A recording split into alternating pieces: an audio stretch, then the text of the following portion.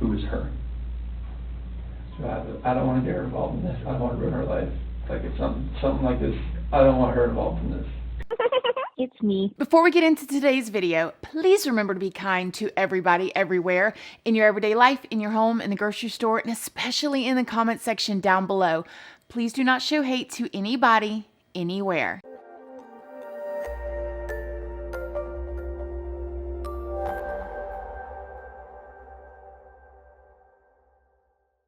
Good morning, my lovelies, my beauties, my friends. My name is Christina and welcome to my channel. If you're new here, thank you so much for clicking on this video. I really hope that you will subscribe, stick around, take a chance on hearing some things that I have to say. And if you are a returning subscriber, y'all already know, y'all are my babies. So good morning, good morning, good morning. How is everybody doing today? I hope you all are having an amazing day. You guys, today's video, I'm not gonna lie, it kind of gives me the heebie-jeebies when I think about everything that I'm about to show you guys. Before I show you guys and before we get into this video, I do want to reiterate that everything that I am going to be talking about in this video is from my own personal opinion. This is for entertainment purposes only. Please do all of your own research, form your own opinions, and do not go show hate to anybody. I will leave links down in the description box if you guys want to check out some of these things that I'm going to be showing you yourself. But again, like I said, please do not go show hate to anybody. Please just don't. But I'm about to show you guys some things today, so get ready. Okay, so let's just start at the beginning right here, and I'm going to lay some foundation for you guys before I start showing y'all some evidence that I want you guys to look at, okay? So a lot of you guys know that I have reported on NK, Nichol Kessinger, which is actually Chris Watts's mistress, and there's been a lot of mysterious things that's happened, like she's kind of like disappeared off the face of the earth. We all know she's changed her name. A lot of us have the opinion that she wasn't investigated enough, and a lot of us have wondered why the investigators didn't press more with the mistress of Chris Watts, seeing that she had a lot of motive and all of this, that, there, and the other. Although I do want to state that she's innocent. She was, I guess, never a suspect, but I just want to talk to you guys about a few things. So I was sent a video, and these two ladies, in my opinion, did a great job. Two YouTubers actually went a while back to the Frederick Police Department in Colorado. And when they went there, they asked for somebody and they spoke to the young lady, and the lady said that she was like over the evidence, right? The evidence for Chris Watts.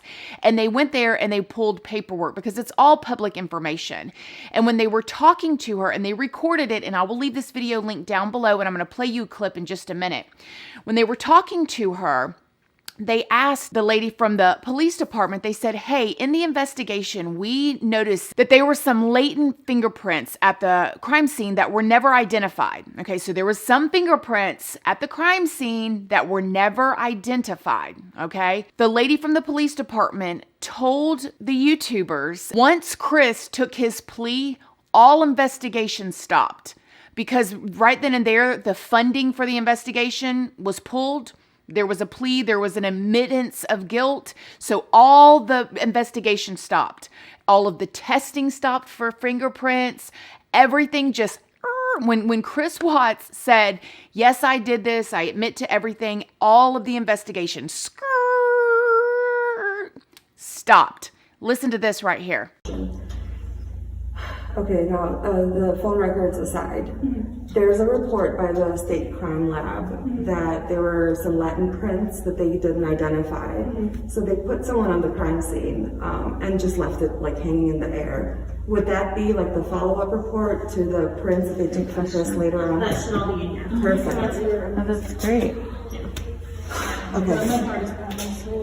So, now I don't know if it's the same report, but there is a report in here that references that they were testing, but they stopped testing because he took a plea deal. So they I don't know wouldn't, if it's the same report, I'm just saying if there is one here. There's one there that says that. Okay. So, wow. All right. So, well, okay, we're gonna just go through this now. Thank you so much. Are you forgetting? I'm so overwhelmed. I mean, of course I have a million questions, but there's only so much. There's another, so like since I'm here now, like I'm obviously like looking and everything, and so there's like cameras on every light. Would they have pulled that and it's not in here? Or They don't belong to the town. They belong to Colorado Department of Transportation. So that would be something CBI maybe? Or CDOT. I'm not sure. Oh, yeah. I'm not sure. I don't think it was an avenue we ever went down now. That's insane. So, okay, so when Chris pled guilty, every test, all the testing just State stopped, funding like we're stops. good with that? The state funding stops, you said? Yeah, so they're not going to pay, if they took a plea deal and it's not going to trial, they're not going to pay for testing. I see what you Because it's mean. not, they don't need it. They need it, it's done, Exactly. closed. Now, when I heard that, my heart broke a little bit. I am not going to lie, because I think we all knew that. We all knew and we all felt, I guess I would say, after watching like the interviews with Chris Watts and with NK and all of that there and the other, that once he admitted to everything, like that was the only interest is what it seems like. It seems like, okay, we've got him, he's guilty, that's all we need. And it felt like it stopped. Well, according to the lady at the police department, it did. So when I watched that and I heard it out of their own mouths, it just made me feel sad. Like, dang, like we all speculated that was the truth, but to hear them actually say that's what happened, it's very, very, very disappointing. Okay, so now that we know that, now, by the way, I do want to say that the ladies that went and spoke with this woman at the police department, they even said to her, they said, did you guys pull like the cameras from the stoplights or anything? And the woman went on to say that, you know, that's basically part of the county. And, you know, the police, she didn't say this, but I'm going to say it. In my opinion, the police department has to go down to the county and ask for those records. You know, like streetlights and stuff, they have cameras. You know, baby, let me tell you something. If you run a red light, you're going to get a ticket in the mail. Okay, so them cameras work. So the YouTubers, they asked her and she was like, well, we didn't, you know, that's the county, and all the testing stopped, all the funding stopped. So that is such an interesting question.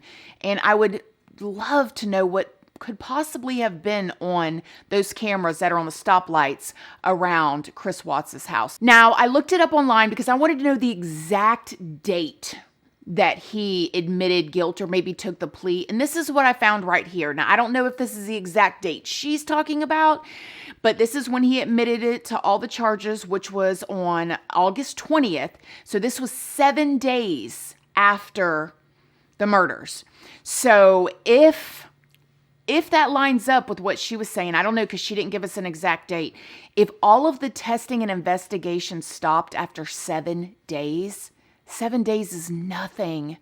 That would be really disappointing. That would be super, even more disappointing. But nevertheless, let's just keep going here. Now, we have briefly talked before about Nichol Kessinger's phone pinging in Fredrick by Chris Watts' house on the morning of the murders, okay? I want to go into a little bit more of detail with that with you today. I want to show you guys some maps and some phone records, and I just want to see what you guys' opinions are, because when I look at this in this light, especially after getting a confirmation from somebody from the police department, I'm like, am I the only one that feels this way? So let me see what you guys think. Okay, Nichol Kessinger's phone pinged at 6:16 a.m.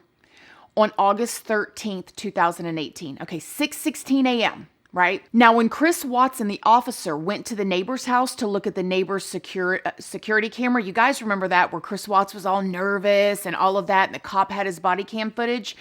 The neighbor said when he saw Chris's truck backing into the garage, he said, this is at 5:17 a.m. and this is you, is what the neighbor said to Chris. So at 5:17 a.m., okay, he was pulling his truck and backing it in to the garage so he could load up. I hate even saying it, makes my stomach turn, you guys. And at 6:16 a.m., just an hour later, her phone pinged. Okay, now this is an interesting thing about it. At the end of the conversation, and I was listening to it again this morning, and I'd never really paid attention to this part until today. When Chris Watts left from watching that video with his neighbor and the police officer, his neighbor tells the cop, man, he's not acting right. That's not like him, da-da-da-da. But then he tells the cop, and come look at this. His truck looks like it's coming from down the street. It doesn't look like it's coming from right there in front of his house. And when you watch the video, it does look like the lights are coming from down the street. Check this out. All right, appreciate your time. Yeah, no problem. Thanks. Hopefully something comes up here. Mind if I You just want to go talk to him? I'm going to get his info real quick. No. He's never fidgety, he's never rocking back and forth, and if you look, he never loads his stuff in and out of the garage ever. Right. And it doesn't look like he came from right here, it looks like he came from down the street.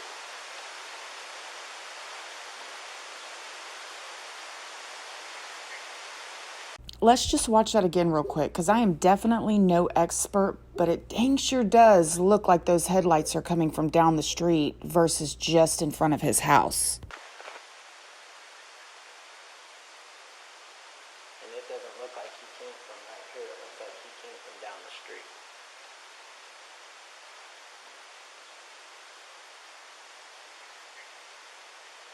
And then the other So where was Chris at?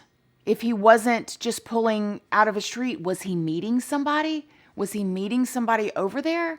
I don't know, you guys. It seems weird. So let's dive a little bit deeper into her phone, Nicole's phone, pinging at 6 o'clock that morning over there by Chris's house. I want you guys to look at this map right here. And let me just tell you guys a little bit of like what these areas are. Okay, Frederick, as you guys can see, that is where Chris Watts' house is. Nicole lives down here in Thornton. Okay, that's where Nicole lives. Plateville, this is up here where Anadarko is. This is where Nicole and Chris, that's where their work area is. And then Broomfield is where Nicole's gym is. Now, right off the bat, when you're looking at this map, you may look and go, okay, well, she lives down here in Thornton. He lives up here in Frederick, but right past it is Anadarko is where she works. So maybe she was just driving by there going to work that day. And maybe so. That may be exactly what it is. However, let's talk about this. For this billing period that we have the documentations on, that this ping was on, and on this billing period, there was 235 pings total in the whole entire billing period, 235 pings. 4 of those pings were for Frederick, okay, where Chris Watts lives. 4 out of 235. So right off the bat, we think, well, if this was her way to work, it wasn't an everyday, it wasn't a normal route. So let's talk about those 4 pings that were at Frederick by Chris Watts' house. The first ping was on July 14th at 10:24 a.m. And this was the day that Nicole and Chris went to the car museum together and they did that whole spiel or whatever. So that is accounted for. Okay, so now we have 3 more pings left to talk about. Ping 2 and 3 was just 4 days later on July 18th at 4:34 p.m. as well as 4:40 p.m. So obviously at this time, Nicole was lingering, or she was around Chris Watts' house or that area. She was there because there was 2 pings, right? Now, when I looked this up, so as you guys can see on July 18th, she pinged talking to Chris. Now, I don't know if you guys remember, but Chris told a story and he said that one time that I guess they had gotten into some sort of argument. Now, Nicole didn't talk about this, but Chris did. So I guess they had gotten into some sort of argument and she went to his house and then they got into an argument there and she went back and sat in the car and she pouted for a little bit. I'm wondering, I don't know. I'm wondering if this was that day and maybe the ping, because she went out and she called him. Did she go out into the car and pout and call him while he was in the house? Because she was calling him while she was in Frederick. And it just seems like that could be that day. I don't know. But nevertheless, she was pinged twice on the same day within 6 minutes of each other in Frederick. Now, the 4th ping is on the morning of the murders. So there, again, let me just reiterate this.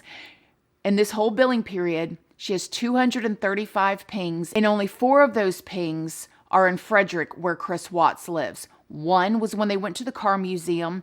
The other 2, we don't really know, but she was talking to him at that time. And we know that Chris Watts admitted that she was there twice, and that she finally admitted in an interview that she had been to his house twice. And so I'm wondering if that was that day. And then the 4th ping was the morning of the murders. Now, what a coinky-dink. What a strange coincidence that she pinged there the morning of the murders. Now, when she pinged, it was because she made a phone call, a 1-minute long phone call to Jim at 6:17 that morning, the morning of the murders. That is so strange to me, you guys. And the neighbor said that Chris looked like he was coming from down the street. It doesn't look like he came from right here. It looks like he came from down the street. What was he doing down the street? I don't know, you guys. It seems really strange, okay? And on top of that, you guys already know, and we've talked about this, that for sure from the call log, Nichol spent 1 hour and 11 minutes, which is almost 2 hours, talking to Chris Watts on the phone just hours before he murdered his whole family. Okay, then she pings by his house the morning of, and then that night she speaks to him on the phone for almost 2 hours, and nobody remembers what they talked about in those phone calls. Like, I don't know, man. I mean, and then the fact that the morning of, it was Jim that she called, and it was only a 1-minute phone call. Like, what was the phone call? Who was her? So I don't want to get her involved in this. I don't want to ruin her life. Like it's something like this, I don't want her involved in this.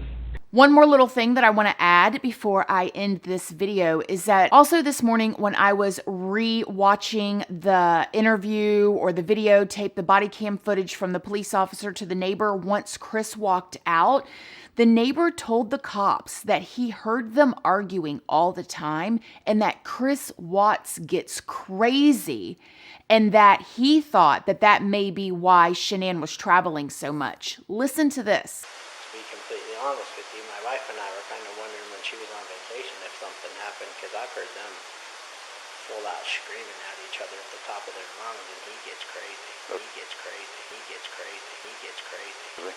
And that's pretty recently? Yeah. Now, I find that very interesting because everything else you hear is that, you know, Shanann was the bossy one and Chris Watts was the shy one that just, oh my goodness, you know, would never do anything. But the next door neighbors tell a very different story from what they heard. So what do you guys think about all of this? Let me know what you guys think in the comments section down below. As always, my loves, please do not forget to like this video. It's a free way that you can help your girl out. And until next time, I love you guys so very much. And I'll see y'all in the next video. Bye. Love you guys. Bye.